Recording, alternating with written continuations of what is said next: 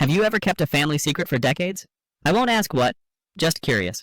I adjusted the strap of my graduation cap in the dusty mirror of the university restroom, the fluorescent lights buzzing overhead like a swarm of distant hornets, adding their own annoying hum to my building tension. My hands were sweating, but it wasn't the usual kind of nerves, not the good kind that makes your stomach flutter before something important. It was heavier. That kind of tight, sour ache behind your ribs when you know something's wrong before anyone says it out loud. I'd been refreshing my phone every 5 minutes, each swipe unlocking another tiny stab of disappointment. No new texts. No missed calls. Just a Facebook notification that sealed the feeling in my chest like concrete. Linda Miles is live now. Dylan's NFL draft watch party. The image showed my mom grinning beside a cooler full of Miller Lite, my dad behind her in his old Eagles hoodie, raising a red Solo cup like he was toasting the damn American dream. Dylan was sitting center stage in their backyard, surrounded by his old teammates, TV blaring, everyone decked out in jerseys. It was a full production, streamers, chips, music, even one of those stupid inflatable chairs he used to lay on in college. They looked happy, loud, drunk, and very, very far from here. I was 3 states away, standing in a restroom stall that smelled like bleach and nerves, in a wrinkled navy blue gown I'd ironed myself at midnight because the dry cleaner closed early, because I didn't have anyone to remind me to plan ahead. I'd paid for my own cap and gown. Paid the graduation fees. Booked the single hotel room. Got here in a beat-up Corolla with a squeaky front tire and no air conditioning. I did it all alone, not because I had to, but because I knew I would have to.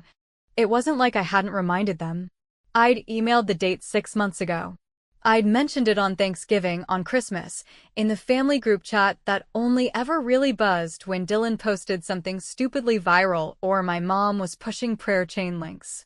They always said the same thing. We'll try to make it, sweetheart. But try with my family was code for don't hold your breath.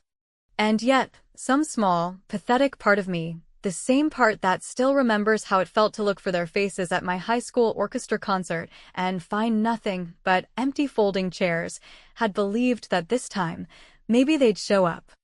I checked my phone one last time as the ceremony lineup started forming in the hallway. Nothing. Just my friend Kayla texting. I'm outside, saved you a seat near the front. We got this. I shoved the phone deep into my purse, swallowed whatever was climbing up my throat, and forced myself to smile at the girl next to me in line.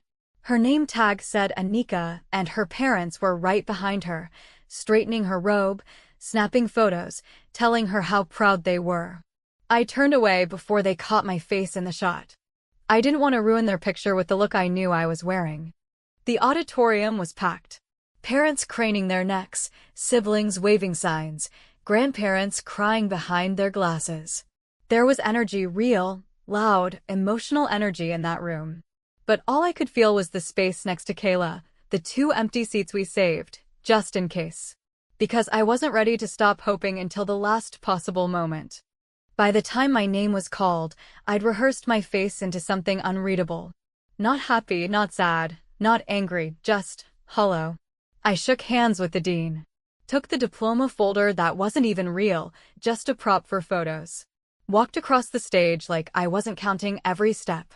Sat back down while the ceremony went on around me like a tide pulling further away from shore. Then, 20 minutes later, the MC tapped the microphone and said something that snapped me awake. Now, we'll hear from one of our outstanding graduates who's been chosen to speak on behalf of the class of 2025. My name. I had written the speech a week ago. Practiced it in my apartment, in front of my bathroom mirror, with a hairbrush and a glass of wine. It was a safe speech full of gratitude and cliches, and those little moments you're supposed to talk about. But as I stepped up to the podium, staring into the crowd and finding not a single familiar face among the sea of smartphones and applause, something inside me snapped. Not loudly. Not dramatically. Just enough to let the real words come through. I took a deep breath, let my paper drop to the floor beside the microphone, and said, slowly, clearly, with no tremble in my voice, "This one's for the people who said it wasn't a big deal." The audience got quiet. Not shocked. just still. It was like the sentence hit some of them square in the chest. I went on. It's for the people who couldn't be bothered. For the ones who made sure I knew how to pay for school, but never asked what I was studying. For the people who called it just school, but drove 2 states for a football watch party. I'm not bitter, not anymore. But I am done pretending it didn't matter. I could feel my heart pounding. Not from fear. From finally saying something that had been sitting at the bottom of my gut for 20 years. There was a pause. Then someone clapped. Then more. Kayla stood up first, which made a few others rise. I wasn't expecting a standing ovation, but that's what happened. And in that moment, something strange unfolded. I didn't feel triumphant. I felt seen. For the first time in a long, long time, someone had actually seen me. That night, Kayla uploaded the speech to TikTok. It wasn't even high quality. Her phone had smudges on the lens. But by midnight, the video had over 50,000 views. Strangers were commenting things like, "This hit hard," and "This was my childhood too." People started sharing it on Facebook, tagging their siblings, their parents, writing essays in the comments. And right when I was about to fall asleep, after pouring myself a glass of cheap wine and kicking off my heels, the phone rang. Blocked number. I let it go to voicemail. But a few seconds later, it buzzed again. This time, the screen lit up with a name I hadn't seen all day. Mom. I didn't answer. Not yet. I wasn't ready to hear her voice. Not until I knew what she was going to say. There's a certain kind of silence that grows inside a child who realizes early on that being the good one doesn't come with applause. It's the kind of silence that sits behind the eyes during report card nights when no one says, "I'm proud of you," and lingers like fog in the room when you come home with a medal, but your parents are already out at your brother's practice. I used to believe that maybe I was just too quiet to be noticed, that maybe if I learned to smile bigger, talk louder, or take up more space, I'd earn even a sliver of the spotlight that wrapped itself around Dylan like a custom-fit suit. But some things aren't earned. Some things are just handed to you at birth, and Dylan, he was born with confetti at his feet.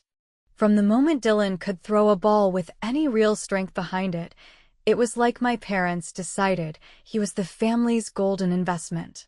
Every Saturday was a tournament, every summer was training camp, and every holiday was scheduled around his game calendar like our traditions were side gigs to his rise.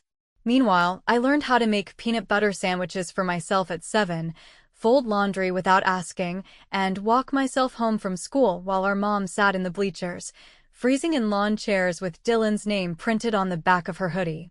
It wasn't that I resented him, at least, not in the way people expect. I didn't hate Dylan. How could I? He was magnetic, the kind of person who could make a room laugh in under a minute, who was never uncomfortable in his skin, who knew how to command attention without asking for it. But what I did begin to resent was how my parents made no effort to hide that they liked him more. Not love. Like. They liked him. They found him fun. Charming. Relatable. They laughed at his stories, reposted his gym selfies with heart emojis, and bragged about him at church potlucks like he was the second coming of Troy Aikman. And me? I was our Jess. She's always got her nose in a book, which was their polite way of saying I didn't sparkle loud enough for their taste. I remember one Thanksgiving in particular, 2 years ago, maybe 3, when I got offered a promotion at the nonprofit where I'd been breaking my back for 5 years. Doing the kind of work that changes people's lives, but never makes it into the holiday letter. I told them over dinner, casually, not looking for a standing ovation, just a nod of recognition, maybe a "that's great, honey." But before I could even finish the sentence, my mom had already turned toward Dylan to ask how his fantasy football league was going. I stared at my turkey, cold on the plate, and realized I could win a Nobel Prize, and they'd probably still ask Dylan how many points his quarterback earned last weekend. I once told Kayla about it, one of those long wine-fueled nights where your tongue loosens just enough to let the bruises show, and she didn't even blink before saying, "I'm convinced your mom would fake a seizure if Dylan sneezed." We laughed, but there was no joy in it, just that hollow kind of humor people use to patch up the rage that won't quite turn into tears. She got it, in a way no one else did. Kayla had parents like mine too, nice on paper, generous with neighbors, proud of the child they imagined, not the one they actually had. Growing up, it was a never-ending contrast. Dylan got a used Jeep for his 16th birthday, complete with a red bow on the driveway and my dad yelling, "You earned this, son," like he'd just signed with the NFL. I got a bus pass and a lecture about self-reliance. Dylan skipped classes in college, failed 2 semesters, and still had our parents covering his rent while he figured himself out. I worked 2 jobs and took out loans to finish undergrad on time. They called him driven. They called me serious. One word carried pride. The other sounded like a diagnosis. I suppose some part of me held out hope that things would level out once we were older, that adulthood would neutralize the scales, but if anything, the gap widened. My parents talked to him daily, sent him care packages when he had the flu, celebrated the anniversaries of his internships like they were weddings. When I published an op-ed in a local paper about housing reform, my dad forwarded it to me with no comment. Just the link. No, good job. No, proud of you. Just silence. So when they didn't show up to my graduation, I can't say I was shocked. Hurt, yes. But surprised? Not in the slightest. It felt like the logical conclusion to a lifetime of smaller, sharper betrayals, death by 1,000 dismissals. But this time, something shifted. Because this time, it wasn't private. This time, the absence wasn't just a quiet ache in my chest. It was public, witnessed, and somehow that made it worse. When I saw that live stream, the one where they clapped for a screen instead of their daughter, I didn't just feel forgotten. I felt erased.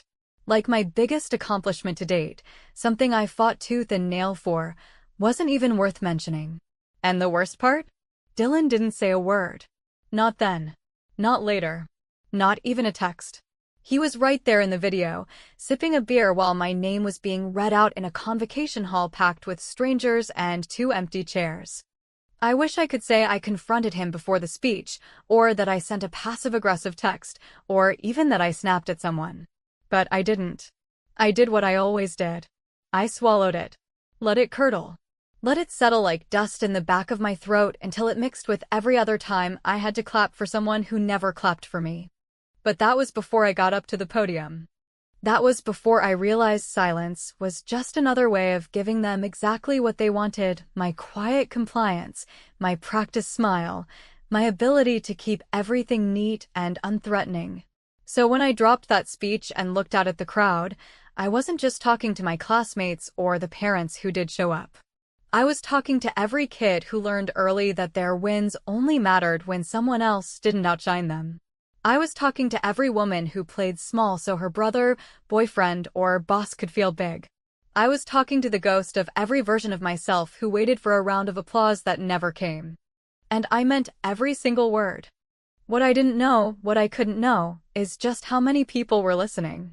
There's something strangely liberating about watching a version of yourself you didn't rehearse come to life in front of a crowd, something both terrifying and electrifying about saying exactly what you mean for the first time, knowing it can never be unsaid and yet still craving the freedom that only comes when the truth is finally louder than the lies you've told yourself to survive. When I stepped up to that podium, I wasn't sure what was going to come out of my mouth. I had a perfectly polished speech folded neatly in my folder, the kind you print on ivory paper and laminate for your future children to admire. But somewhere between walking up those steps and placing my hands on the cold metal sides of that microphone, all the years I'd spent swallowing my disappointment, disguising pain as maturity, and pretending that being ignored didn't bruise, came crashing forward like a dam finally giving way. I didn't raise my voice, didn't cry, didn't scream, no. What made it cut was the calm, that eerie stillness in my tone that carried the weight of someone who's no longer trying to be liked, just trying to be heard. I looked out into the crowd and saw faces blurred by distance and lights, but somewhere in the middle of that sea of strangers, I imagined the 2 seats that were supposed to be filled by the people who claimed to love me most. The ones who should have been there to witness the payoff of all the quiet sacrifices they pretended to support. And when I opened my mouth, I didn't even hesitate. "This one's for the people who said it wasn't a big deal," I said, my voice clear but low, like I was sharing a secret that everyone in the room already knew but never dared say aloud. And in that moment, I felt the atmosphere shift, not dramatically, not with gasps or audible reactions, but with a kind of stillness that only comes when a truth finds its mark. I could have stopped there. It would have been enough. But something in me, something old and tired and desperate to be done with the pretending, refused to back down. So I went on, each sentence a release, each word a rebellion against the years I spent clapping from the sidelines for a brother who never noticed and parents who never looked. I told them that my education wasn't just school, it was sacrifice and debt and panic attacks at 3 a.m. and late-night shifts at a diner where drunk men called me sweetheart while I studied molecular biology on my breaks. I told them that every A I earned was a battle I fought alone, and that I wasn't looking for a trophy, just acknowledgement that I had climbed a mountain none of them even noticed I was on. And I made sure to say it plain, no poetic metaphors, no sugary endings. I said it like someone who no longer cared about being labeled bitter or dramatic. I said, this degree didn't come with banners or family dinners or a handmade sign waiting at the airport. It came with silence. And still I showed up. When I finished, there was a strange pause, a thick, dense moment of stillness where I honestly wasn't sure what would follow. Then, from somewhere in the middle rows, someone started clapping. Not the polite kind you offer at the end of a speech, but the kind that comes when someone feels something real. It spread slowly at first, then faster, like ripples across a lake. By the time I stepped back from the mic, the entire auditorium was standing. I didn't know what to do with it. Part of me wanted to melt into the floor, another part wanted to scream, "Where the hell were you when I needed you?" But I smiled, nodded, and walked back to my seat like I hadn't just lit a fuse under everything I used to keep buried. That night, Kayla uploaded the video to TikTok. She didn't even warn me. She sent me the link with a message that read, "If they won't hear you, maybe someone else will." The video was grainy, a little blurry, and the audio was shaky in spots, but none of that mattered. It started slow. A few hundred views. A handful of comments from people saying this hit me hard, or I've been there too. By morning, it had crossed 50,000. By the afternoon, 100,000. The clip started bouncing across platforms, Instagram Reels, Facebook reposts, even Twitter, where strangers started tagging their siblings, their moms, their exes, captioning it with things like, "This girl just said what I never had the guts to."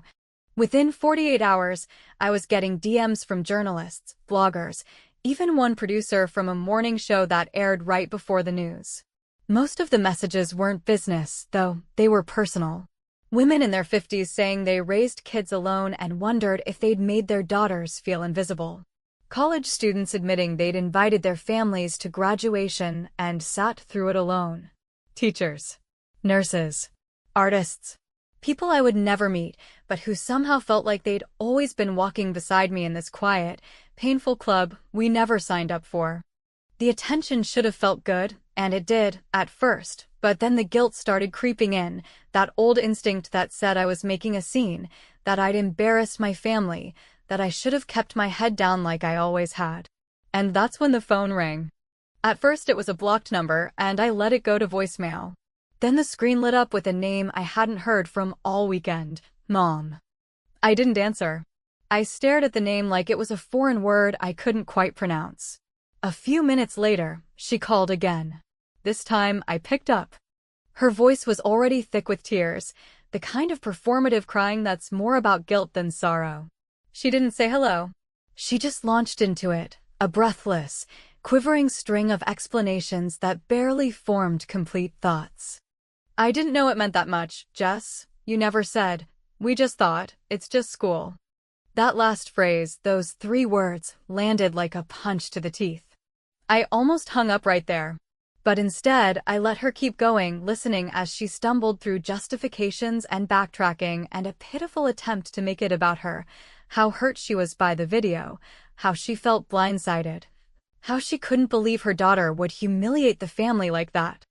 I waited until she finally ran out of steam, and then I said, slowly, deliberately, without raising my voice once, "You drove 2 states to sit in a lawn chair and watch Dylan drink beer in front of a television. You couldn't fly one to watch your daughter walk the stage." She was quiet for a long time after that. When she finally spoke again, it wasn't a proper apology. It was a sigh, a whisper.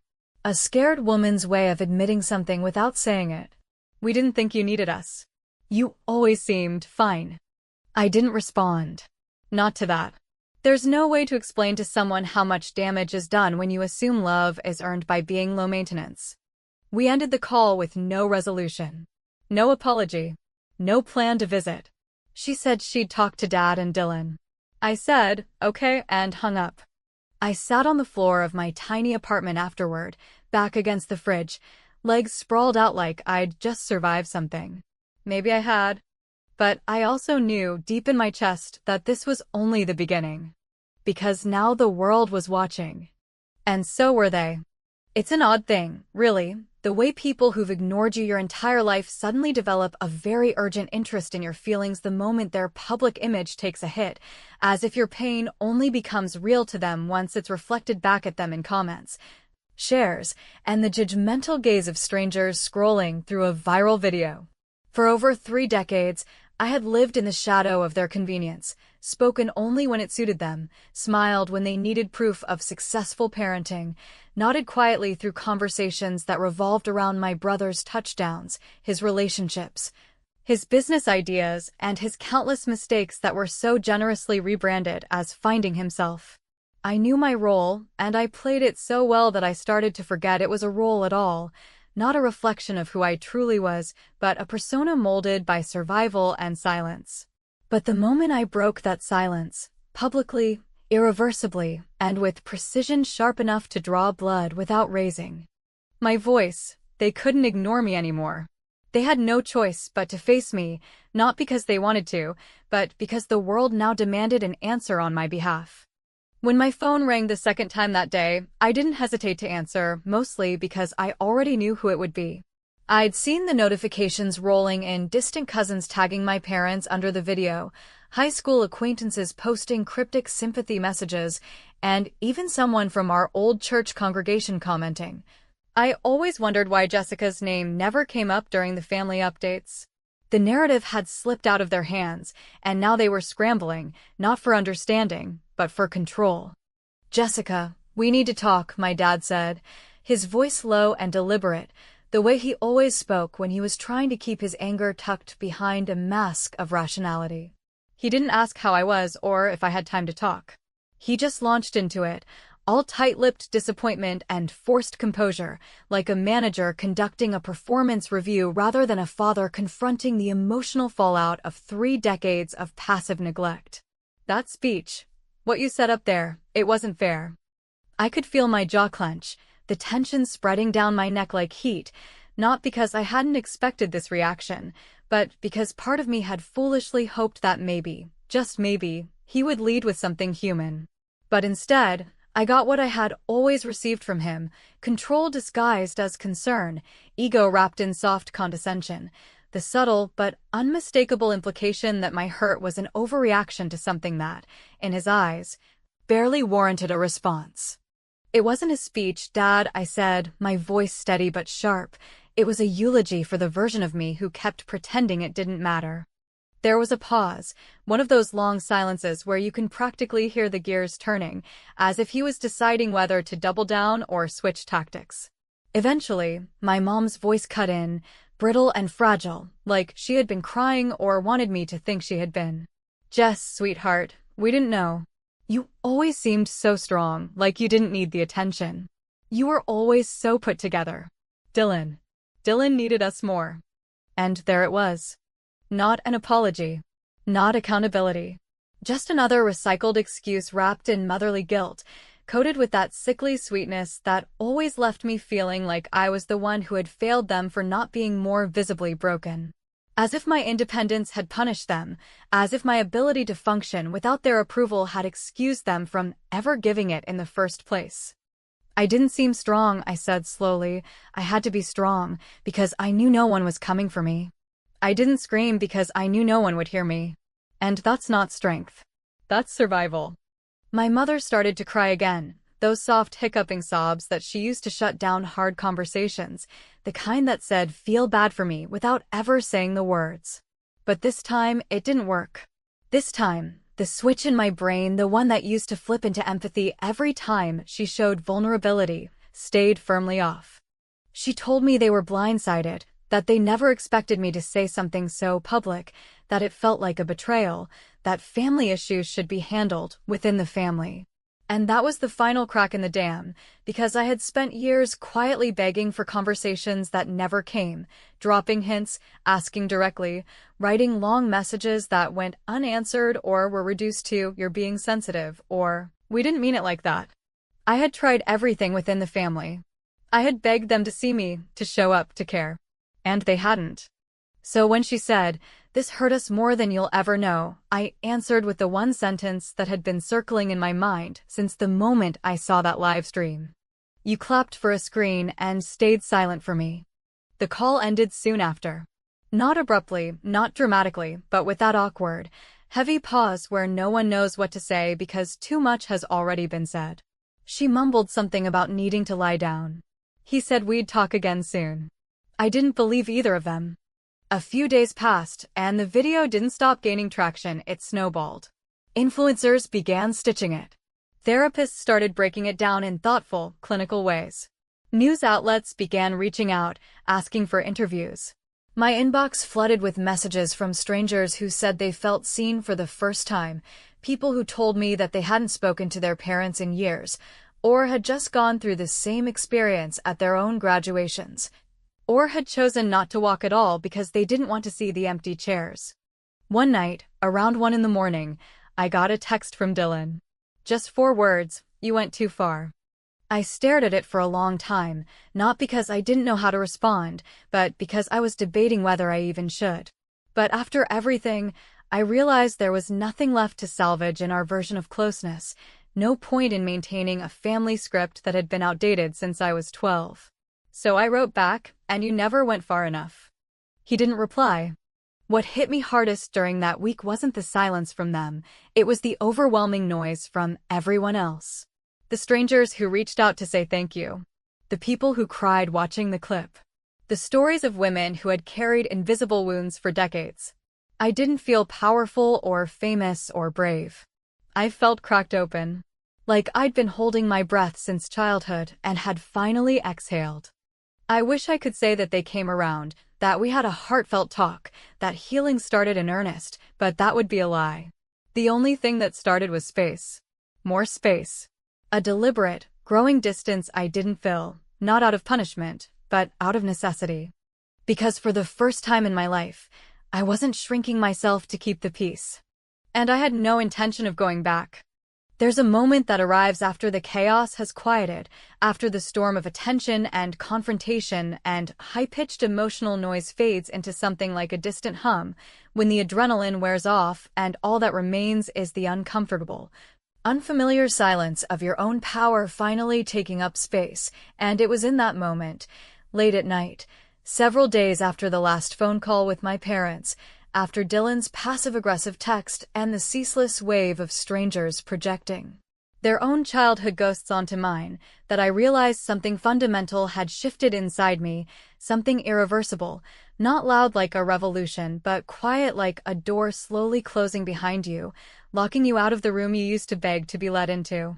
The offers kept coming, and while I turned most of them down, talk shows, podcasts, interviews with clickbait titles, I agreed to one, not because I needed the validation or wanted more exposure, but because the producer who reached out to me wasn't selling a spectacle. She was offering something softer, something honest, something that sounded less like exploitation and more like understanding. So I flew out to New York, first class, courtesy of the network, a detail that felt both indulgent and strangely poetic, and sat beneath studio lights across from a woman who reminded me of an aunt I once had. Someone with kind eyes and a sharp voice who asked me questions not to trap me in sound bites, but to excavate something deeper, something real. She asked me about the speech, of course, but more importantly, she asked about the years that came before it, the quiet rejections, the subtle emotional starvation, the way it feels to be loved in theory, but not in practice. I spoke clearly, without flinching, without bitterness. Not because I had healed, but because I had finally stopped apologizing for my scars.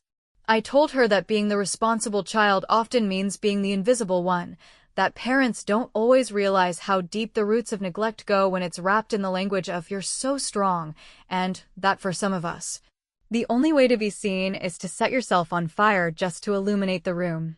The segment aired 3 days later, and within 24 hours, my inbox was flooded again, this time not just with empathy but with invitations, speaking engagements, panels on emotional labor, roundtable discussions on family estrangement, and generational patterns of favoritism. I didn't say yes to everything, but I said yes enough to realize that what I had started wasn't just a moment, it had become a movement, or at least a small, undeniable fracture in the wall of silence so many of us were raised behind. And then, right when the noise began to settle into a low, persistent hum, something constant but no longer all-consuming, I received something that I can only describe as unexpected, maybe even surreal, a small, nondescript envelope, postmarked from my hometown with no return address, but a handwriting I would recognize anywhere. My mother's. I sat with it in my hands for a long time, unsure whether opening it would unearth more damage or offer something I wasn't ready to receive. Eventually, curiosity won over fear, and I peeled back the flap to reveal a single item, a photograph. It was old, maybe 28 or 29 years ago, yellowing at the edges, but still clear. A picture of me as a baby, maybe just over a year old, sitting in a high chair with cake smeared across my cheeks, smiling wide with both fists raised like I'd won something. Behind me, blurry and half out of frame, was my mother, younger than I'd ever seen her, reaching forward as if to adjust my bib or wipe my face. On the back of the photo, in that familiar cursive that always slanted slightly to the right, she had written one sentence: "We were always proud. We just didn't know how to show it." I stared at that sentence for what felt like hours, not because it was profound, but because it wasn't. Because it was simple. Because it didn't apologize or beg. Because it didn't explain or argue. Because it didn't excuse decades of silence or rewrite the past with nostalgic revisionism. It was just a sentence. A single line hanging between us like a lifeline or a challenge or both. I didn't call her. I didn't text.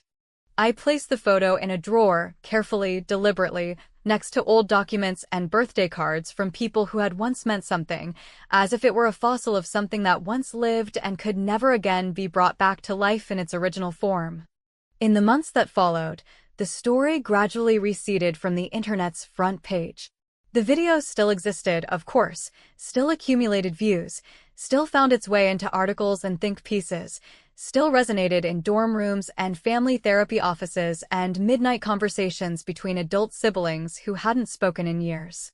But for me, the storm had passed. What remained was something quieter, but no less significant, the knowledge that I had spoken, finally, and that I could not be unheard. Dylan never reached out again. Our parents sent a few tentative texts, birthday wishes, an awkward message on Christmas, but I kept the responses brief, polite, distant. It wasn't punishment. It was protection. I wasn't angry anymore, at least not in the way I used to be. I was simply no longer interested in playing a role in a family narrative that required me to be silent in order to be accepted. I found peace not in reconciliation, but in release. And yet, every now and then, usually when I least expect it, standing in line for coffee, scrolling through photos on my phone, watching some graduate hug her family on a television rerun, I hear that sentence echo again, like a whisper against the side of my mind. We were always proud. We just didn't know how to show it. And maybe that's true. Maybe they did love me, in the broken, limited, stunted way they knew how, through provision instead of presence, through criticism instead of curiosity, through favoritism disguised as fairness and silence masquerading as stability. Maybe they thought that by never worrying about me, they were showing faith in my strength. But love, when unspoken for too long, begins to rot. And pride, when kept quiet, feels indistinguishable from indifference. In the end, I didn't need an apology. I didn't need a grand gesture or a perfectly worded confession. All I ever needed was for someone to look at me, not through the lens of expectation, not filtered through comparison to a louder sibling, not weighed against what I lacked, but as I was, fully, finally. And now they had. Even if only because the world forced them to. Even if it came too late to change what came before. They saw me. You saw me. And maybe, just maybe, that was enough.